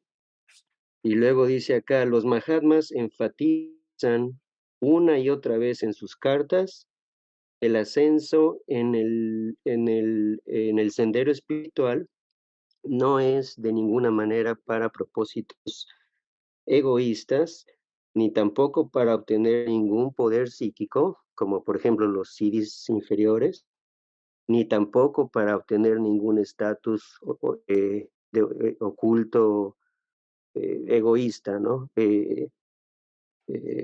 Y dice aquí, el único objeto de las cartas de los Mahatmas, según ellos, es mejorar, perdón, lo estoy leyendo en inglés, mejorar la condición humana. O sea, es lo que acabas de decir, ¿verdad, Rosy? O sea, creo que el pensar que si se han aparecido, si no se han aparecido, que si hay fotografías, si no hay fotografías, con mucho respeto lo digo, creo que eso es algo incluso hasta egoísta también, ¿no? O sea, eso no nos debe importar. Lo que nos debe importar es el mensaje que trajeron los Mahatmas y como dices, el mensaje tan bello, la enseñanza tan bella de concentrarnos en hacer el bien a la humanidad, por el bien mismo, sin ninguna gratificación, sin ningún egoísmo, sin ningún ponerme las estrellitas en la frente, sin ningún de que pásenme a mí las luces porque quiero figurar, nada de eso, nada de protagonismo, nada de nada, todo guardadito en secreto, haz el bien por el bien mismo y en secreto. Entonces, esa es creo, el meollo del asunto. Y como dices también, quitarnos ese egoísmo, aunque sea un granito de arroz de egoísmo, es realmente creo que nuestro reto más importante en esta etapa que tenemos de evolución. Muchas gracias, Rosy. Rick, muchísimas gracias. Lo que mencionas, extraordinario. Y como dice, por ahí en la Biblia dice que tu mano izquierda no sepa lo que hace la derecha o viceversa, algo así, ¿no? Pero lo importante aquí es de que nuestra vista no se deba de desviar por tratar de ver a algún maestro hermoso por hacer nuestro trabajo. Nuestro trabajo debe ser lo primero, nuestro servicio, y no estar pendientes de verlos. En una ocasión, una persona nos platicó una pequeña anécdota rapidísimo que les digo, y nos hizo una pregunta y pues todos se quedaron de a 6. Si te preguntaran a ti, imagínate que tú estás en una sala meditando, ¿no? Y de repente aparece, no sé, el Maestro Jesús, ¿no? ¿Qué harías tú? En ese momento te están tocando la puerta porque pues hay personas que tú alimentas, les ayudas, es gente que no tiene recursos y que vienen día a día y tú les das un pan. ¿Qué harías en ese momento? Te están tocando, pero acaba de aparecer el maestro, ¿no? Entonces, ¿qué harías? ¿Te quedarías con el maestro o irías a atender a las personas? Bueno, pues aquí me llevé una sorpresa porque creo que el 90%, el 95% de la gente dijo, no, pues me quedé con el maestro, ¿cómo voy a atender a esa gente si pues el maestro se me apareció, ¿no? Y definitivamente es todo lo contrario, porque el mismo maestro Jesús, bueno, en esta anécdota le dice a esa persona, aquí primero es tu deber, ni aunque sea yo, otros maestros todavía más elevados que yo, tú no puedes estar conmigo porque tu deber y tu servicio es ellos, porque es ir a atenderlos a ellos y ayudarlos a ellos es servirme a mí. Si no los ayudas a ellos, no me estás sirviendo a mí. Y yo estoy nada más de retrato. Entonces, tu finalidad, la primera finalidad es totalmente desconectarnos de buscar a una imagen divina y trabajar en nuestro deber, que es el servicio. Lo demás vendrá por lo que tiene que venir, pero nuestra visión es seguir únicamente haciendo el bien, trabajando, estudiando por el bien de todos. Eso es lo más importante que debe de estar en nuestro corazón. Gracias, Rick, por lo que acabas de mencionar. Muy hermoso. Enrique, por favor. Hola, buenas noches, hermano. Buenas noches. Quisiera leer el comentario de Buda sobre la técnica de liberación que nos enseñó. Su maravillosa técnica es la de los 4 asentamientos de la atención, para terminar con la rueda de los renacimientos continuos, que dice así, esa fue frase del mismo Buda, dice, quien pase 7 años cultivando de este modo los 4 asentamientos de la atención, puedes esperar recoger 2 frutos. El primero es prajna, el conocimiento perfecto del Arhat en esta misma existencia. O bien, si aún quedan residuos de impurezas en su mente, por lo menos el de Anagamin, que no regresa. Pero luego se retracta y dice, ¿pero qué digo? 7 años. Y luego vuelve a hacer el mismo comentario, ¿no? Lo repite. Y se vuelve a retractar. Y dice, ¿pero qué digo? Hasta 1 año. El que siga en esa técnica para hacer su logro. Luego se retracta otra vez y dice, el que mínimo se disponga a este ejercicio 15 días, podrá alcanzar el estado de Arhat, o mínimo el del que no regresa en esta misma vida. Ahora, después de leer este comentario, pues me surge la duda de por qué en Teosofía se remarca mucho que solo nos tenemos que estar preparando para ser discípulos en alguna otra vida futura, cuando ya el Buda ya nos dio la técnica más adecuada, la técnica perfecta, para liberarnos de la rueda de los renacimientos y poder ayudar ya sea aquí o desde algún otro plano superior. Entonces, se me hace pensar que los que llegamos a la teosofía nos estamos equivocando porque no es un camino directo o no entiendo. No sé si alguien me puede explicar por qué se ve tan lejos algo que ya tenemos la técnica perfecta para lograr. Gracias.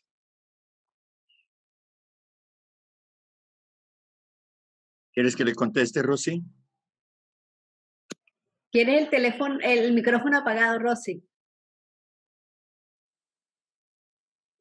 Perdón, nada más digo algo rápido y ahorita sí me gustaría que Enrique me apoye. Yo te puedo decir que nadie tiene la verdad completa. Ahora, lo que el señor Buda es sublime, sublime. Pero hay millones de personas que no tienen ni la menor idea de lo que son las 4 nobles verdades ni el óctuple sendero. Si todo el planeta lo supiera, bueno, yo creo que iríamos en otro camino, ¿verdad? Pero hay mucha gente que desconoce y hay diferentes estados de conciencia y hay muchísimas seres humanos que tienen que vivir otros procesos. Unos todavía tienen que estar en una cuestión religiosa, o sea, no puede haber lo mismo para todos. Somos diferentes estados de conciencia y hay grados y grados, niveles y niveles. En la teosofía nos está enseñando a muchos que estudian esta sabiduría, bueno, pues herramientas extraordinarias que nos van a ayudar y que a nosotros a través de este estudio podemos ayudar a otros a empezar a trabajar en su concientización.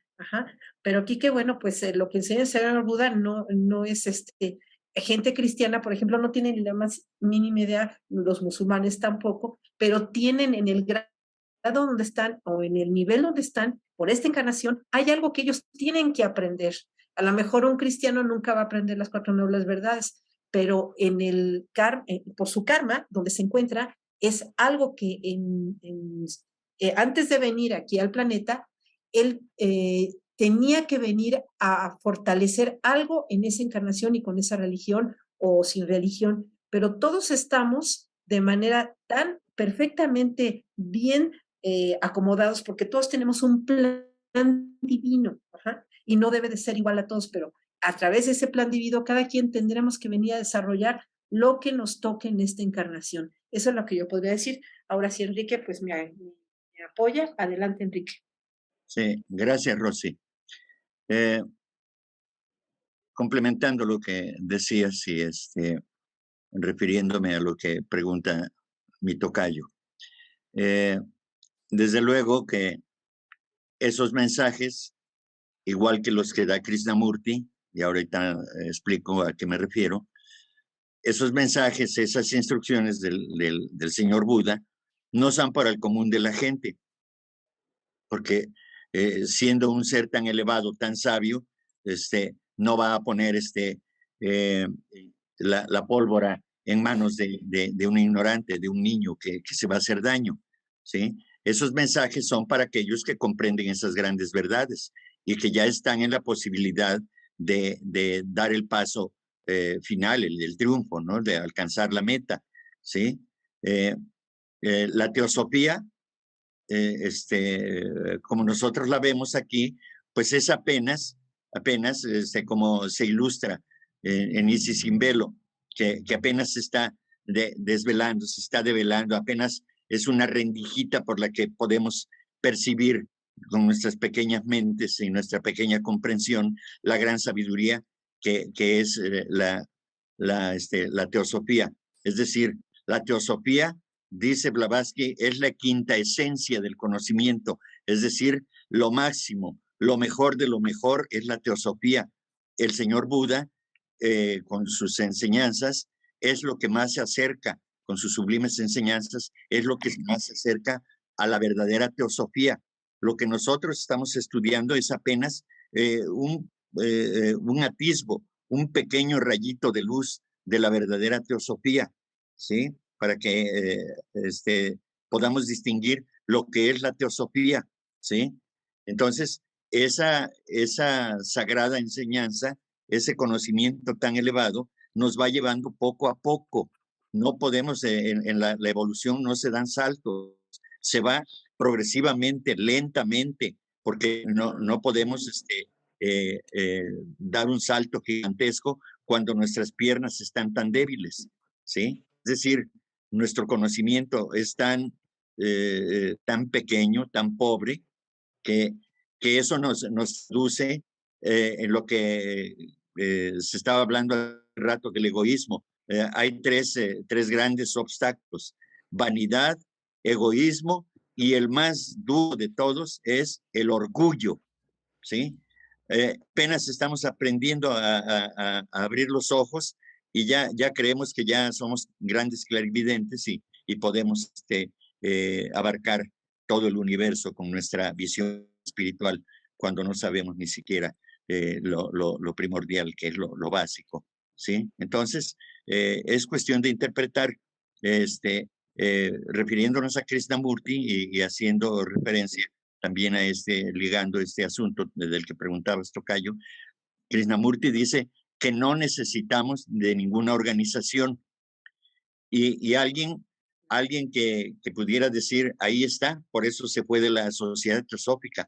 Sí, pero él, ese gran ser que es el Krishnamurti, que es Alcione, ¿sí? Y por supuesto que llegará el momento en que ninguno de nosotros requiera de una organización como la Sociedad Teosófica. ¿Por qué? Pues porque ya nuestra expresión espiritual, nuestro trabajo, nuestro quehacer, ya no requiere de eso, ¿sí?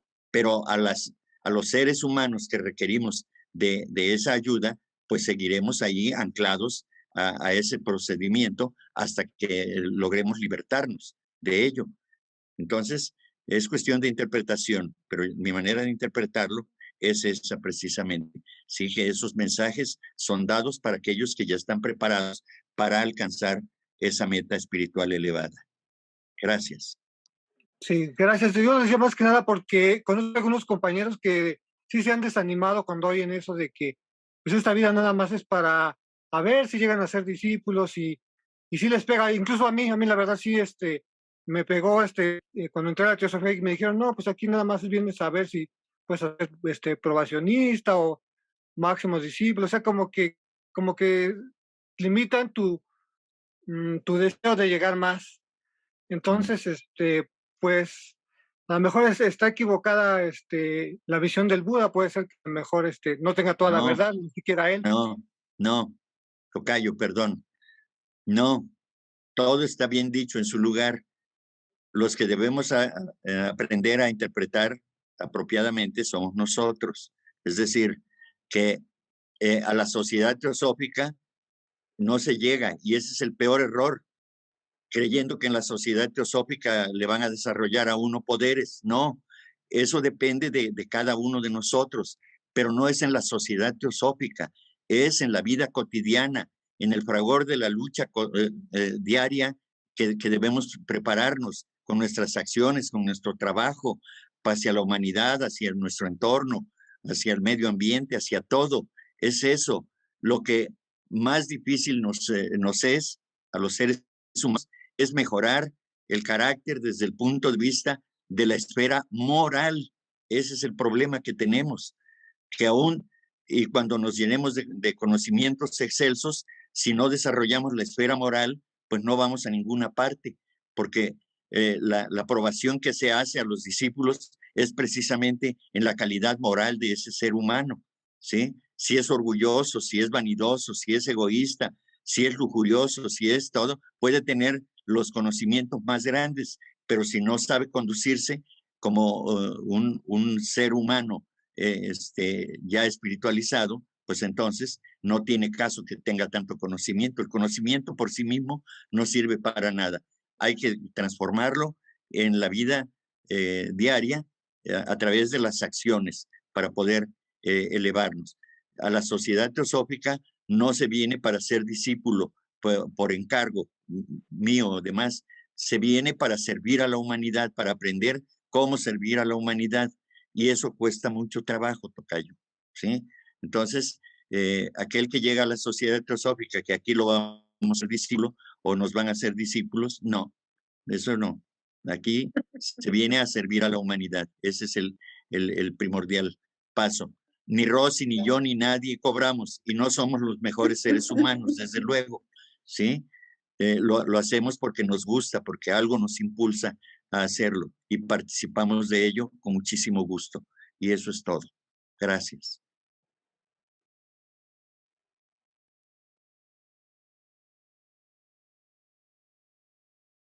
Guillermo. ¿Va a decir algo más? Adelante, Guillermo. Adelante, Guillermo. Sí, pues que nos quedamos todos en un impasse, todos como quietos, congelados, dijeron, eso cancela.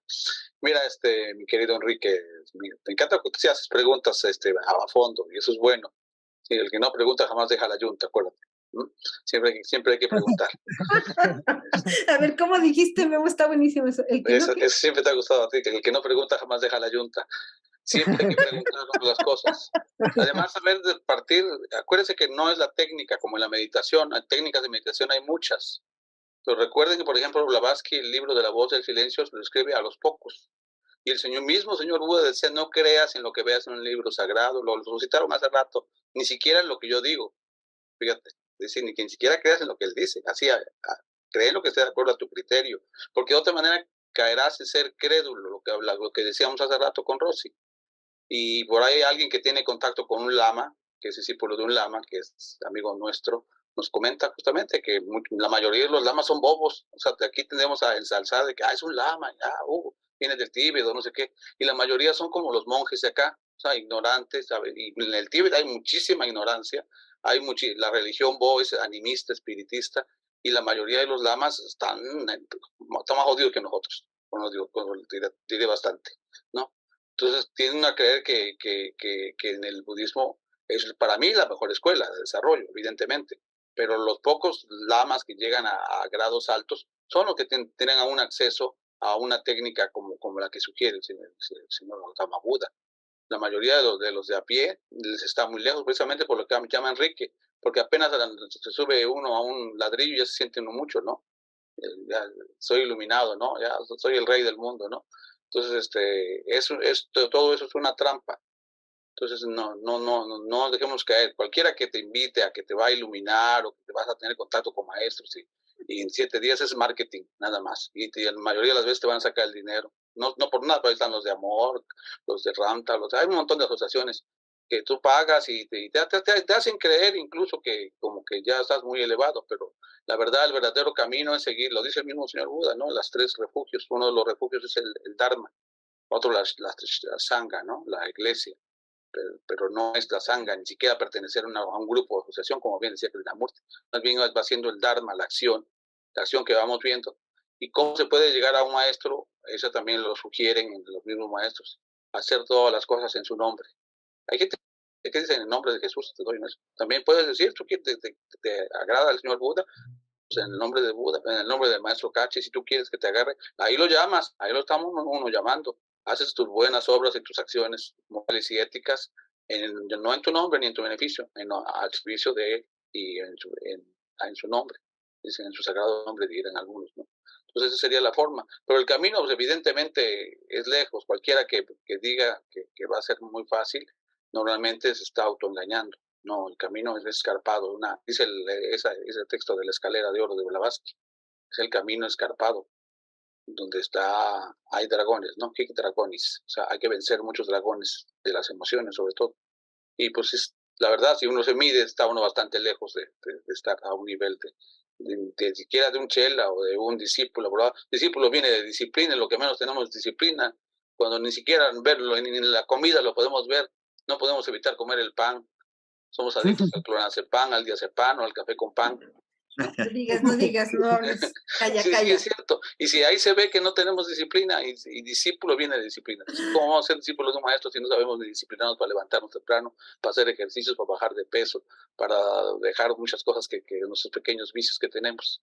No nos quitamos. Mientras no nos quitemos es soñar guajiramente, pensar que vamos a ir más elevado. Y bien hacemos en que no nos den más armas porque le vamos a utilizar para el mal. Eso pienso. Y gracias, perdón por su tiempo, por abusar de su tiempo.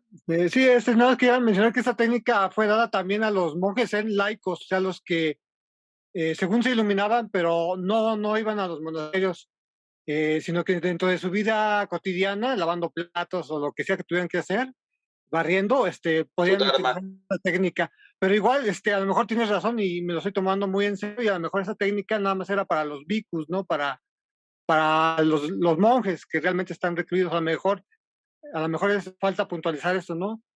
Y puede haber monjes laicos, o sea, como bien dices, puede haber gente que no esté dentro de una organización y pueda hacer una labor más grande de sacrificio por su familia, por su comunidad y tener un avance más espiritual. No seríamos como los cristianos que piensan que nada más los que van a misa están salvos, ¿no?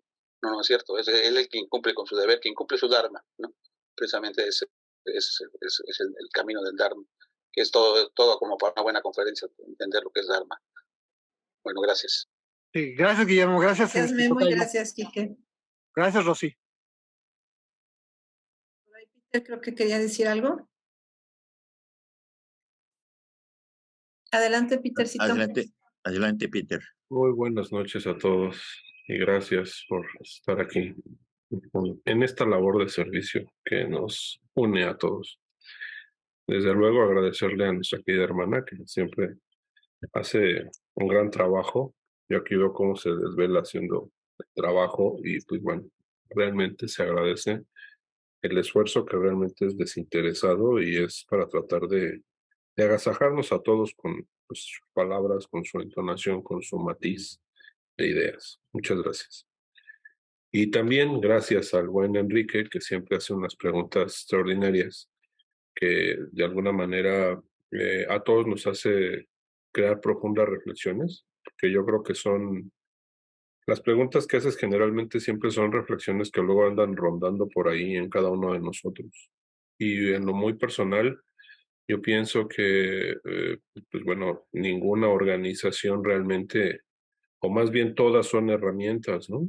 De las cuales cada uno de nosotros, de una manera autodidacta, podemos ir, pues ahora sí que extrayendo de cada una de ellas lo mejor de ellas para poder cada uno de nosotros llegar más rápido y más pronto a aquello que queremos alcanzar, que puede ser nuestro más alto ideal, que bien podría ser el salir de esta rueda de reencarnaciones, o tal vez no lo hayamos decidido así, ¿no? Y tal vez queramos, al contrario, seguir aprendiendo, seguir reencarnando precisamente para seguir experimentando y seguir apoyando a las diversas humanidades, ¿no?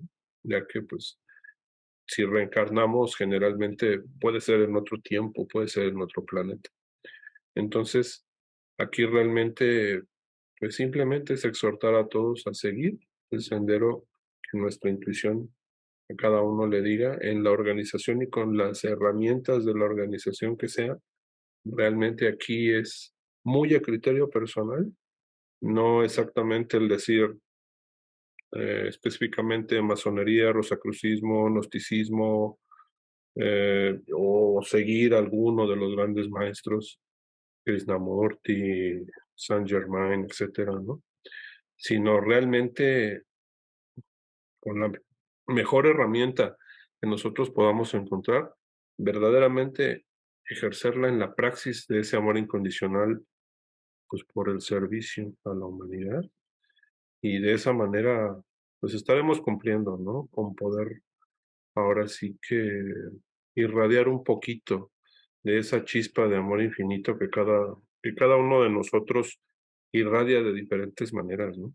Desde estar aquí en una charla contribuyendo para que esta energía vaya a los planos superiores, cumpla con su labor y los grandes maestros hagan su trabajo, hasta componer una pieza de música, hasta interpretar una pieza cantada de manera majestuosa, hasta escribir un poema, o hasta lavar un plato y hacerlo con amor o cocinar con amor. Yo creo que finalmente, pues cada quien llegará al punto que quiera con esas herramientas, mientras ahora sí que el atajo de la intuición nos va llevando de la mano. Básicamente es con lo que concluyo y pues muchas gracias a todos. Gracias, Peter. Parece que ya no hay más intervenciones. Hola, buenas noches. Hola, Leti. Hola, yo quisiera agregar algo, con respecto a lo que estaba preguntando Enrique. Yo creo que aunque tengamos la técnica, pero bueno, si nuestro nivel de conciencia todavía es así como de kinder, pues no podremos entender esa técnica y aplicarla. Es como si nos dieran, no sé, una fórmula de universidad, nos tocamos en el kinder, pues aunque tengamos ahí la fórmula, no la vamos a saber aplicar. Entonces, pues creo que nos tenemos que como ubicar en qué nivel estamos y aplicarnos en ese nivel, a pasar nuestras materias de kinder y todo eso. Y ya después, más adelante, pues vamos a poder entender esas fórmulas. Creo que más que nada es eso, que no podemos avanzar, sino que a un pasito a la vez, poco a poquito y a paso seguro. Creo que eso es todo. Gracias, Leti. Gracias, Leti, preciosa. Creo que ya ¿Puedo no hay agregar nadie. algo nada más? Muy rápido. A ver, En el budismo tántrico se maneja que la técnica de visualizarse y sentirse como un Buda, caminar como un Buda, porque te dice que creerte un Buda desde ahora mismo te acerca más a eso. Y si piensas que no eres un Buda, eso te aleja más de ser un Buda. Nada más. no. Mejor hay que trabajar como un Buda. Claro que estamos muy lejos y no estar pensando. Perdóname, tocayo. Desde luego que debemos de creer en algo, pero debemos de creer más en nuestras propias acciones y que entre más se parezcan a las realizadas por el Buda, pero actuando, no pensando, actuando, porque la vida es aquí y ahora y debemos trascender en este plano toda esa gama de situaciones que nos tienen encadenados, ¿no? Entonces, es necesario actuar, ¿sí? Exacto, actuarlo. En la clave de la teosofía, la pregunta es, si, si en la teosofía se recomienda orar, y entonces dice la señora Blavatsky, orar como la oración tradicional que conocemos, que nos enseñan en las iglesias, eso no. Nosotros obramos en lugar de orar. Y eso es lo mejor. Tenemos que obrar, tenemos que actuar, no estar pensando únicamente. El pensamiento, si no lo convertimos en acción, no sirve de nada. ¿Sí? Entonces, ni creer en milagros, sino en milagros. Claro. Así es. Bien. Algo que yo quisiera comentar, perdón, es de lo que decía Quique. Bueno, Quique, pues te voy a decir algo, que el señor Buda siempre, una de las reglas que les decía a sus discípulos es de que ellos no deben de ser copia de nadie, de nadie. Entonces, donde escuchaste, no sé de qué tántrico, de qué budismo, de que quieran caminar como el Buda o ser como él, pues ahí ya hay un dogmatismo de ser como él, porque en realidad todos tenemos nuestro Buda interno, todos somos Budas interiormente. Entonces, como dice Enrique, la mejor forma es actuar, ajá, no estar ahí sentando y a lo mejor con un rezo que no va a servir mucho que tú actúes y hagas algo, ¿no? Ahorita les voy a compartir a todos en el chat el video de Shantideva, que es sublime, ese lo hice en el 2019. Los pronunciamientos son tan sublimes que no es una oración, pero de ofrecimiento de nosotros y no con dinero, sino con nuestros pensamientos, con nuestro servicio, con nuestro amor infinito. Esa para mí sería una de las oraciones más hermosas que hizo Shantideva a través de las sublimes y supremas enseñanzas del señor Buda. Se las voy a compartir. Escúchenla, pues el video está divino, pueden descargar el audio y eso para mí es un pronunciamiento de ofrecimiento en esta época. Ajá. Y como te decía, no estar imitando al Buda porque estamos haciendo algo que él no quería, ser la copia de alguien. Entonces, si esas personas están haciendo eso, pues están copiando al Buda cuando él enseñó que eso no se debe hacer, sino las acciones de cada uno. Así sean pequeñitas, esa es una acción que se va guardando ahí en nuestro átomo permanente. ¿De acuerdo? Muchas gracias. ¿Y quién iba a decir algo? Carlo y Peter. Carlos, vamos a darle oportunidad primero a Carlos. Te agradezco mucho, Enrique. Gracias, buenas noches a todos y Rosy, felicidades porque estuvo muy linda la presentación y bastante ampliada de lo que estaba escrito. Recordemos que la teosofía es como el sustrato de la filosofía divina. Es un compendio de todo el saber de las divinidades. El ver y caminar como Buda implica realmente hacer lo que él hacía, pensar lo que él pensaba, hacer lo que él nos dejó en esos 8 premisas, no nada más decirlo por decirlo, es decir, cambiémosle el nombre de Buda, pongámosle a Jesús, ahora voy a decir, yo voy a hacer lo que hace Jesús. Pero yo creo que eso es una palabra muy amplia. No creo que sea algo tan fácil de decir, yo voy a hacer y caminar como Jesús. Madre, eso es muy fuerte. Eso es algo que nosotros a pie es imposible que lleguemos a hacer eso. Yo no puedo caminar. Sí, claro, caminar como Buda y trabajo en un matadero porque es lo único que esta vida me dio y matar animales porque es lo que puedo hacer y a eso me dedico. O sea, no puedo hacer las cosas contrarias. Para caminar como Buda tendría que estar sentado bajo de un árbol, lo cual me alejaría, perdón, de la práctica y de la evolución personal, dado que ya Buda nos dejó el camino. Entonces, definitivamente la teosofía no es no nos pueden ir dando estrellitas para la frente.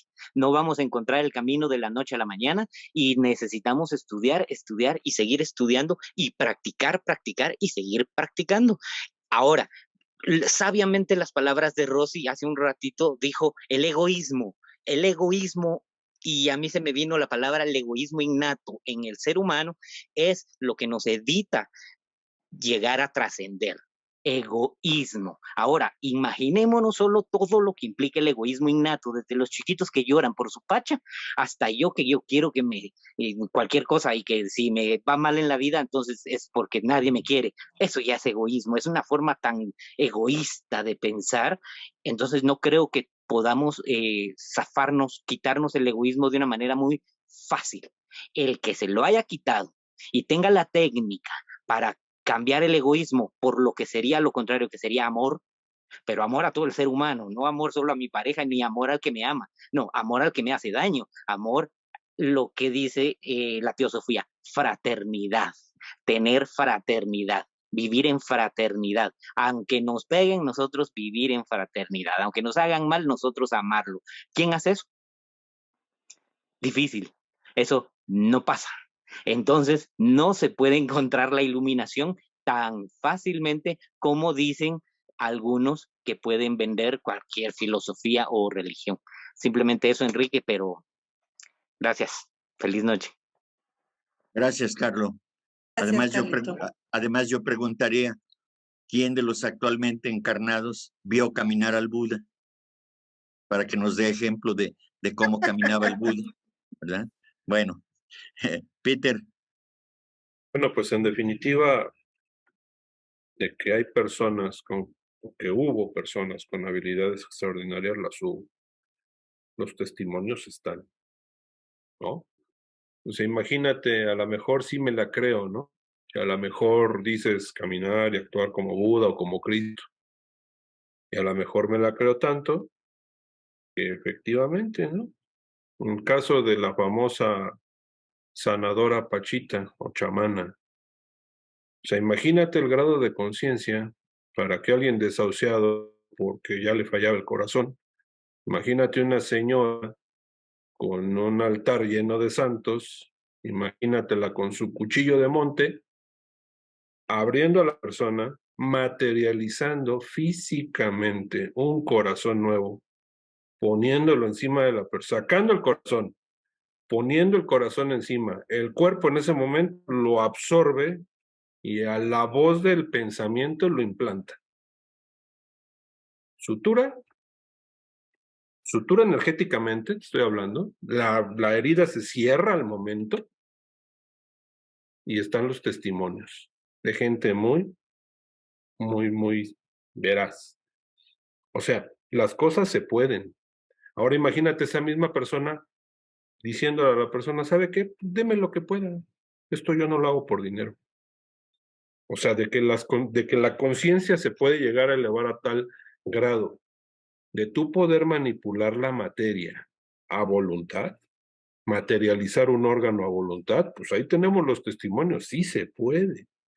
Pero obviamente todo esto conlleva una gran responsabilidad de servicio en amor incondicional a la humanidad. ¿Sí me explico? O sea, dependiendo del grado de pureza que tú tengas, pues será ahora sí que a lo que tú quieras y desees llegar. Esa es la parte interesante del cuento, ¿no? Puedes usar la técnica que quieras. Al final, si ya estás haciendo algo, alguna proeza de esa naturaleza y estás tú sirviendo a la humanidad, pues es válido, ¿no? Estás sirviendo a la humanidad. Estás cumpliendo con lo que tienes que cumplir. Después, obviamente, de haber practicado lo que practicaste, ¿no? Hay muchos testimonios acerca de este caso y pues ahí está, ¿no? Ahora sí que si quieres desarrollar ese tipo de cuestión, pues ahora sí que praxis, ¿no? Si quieres iluminarte y ya no volver a nunca al planeta, praxis. Echarle el kilo, desarrollarlo y pues ya no regresar si ya no quieres regresar, porque por lo general, gran mayoría de las preguntas que generalmente haces o te he escuchado tienen que ver con alcanzar la iluminación y ya no regresar, o ya no estar en la rueda del samsara, reencarnando y reencarnando. Si realmente es lo que gustas o deseas hacer, pues yo creo que sí lo vas a lograr, pero pues es la praxis, ¿no?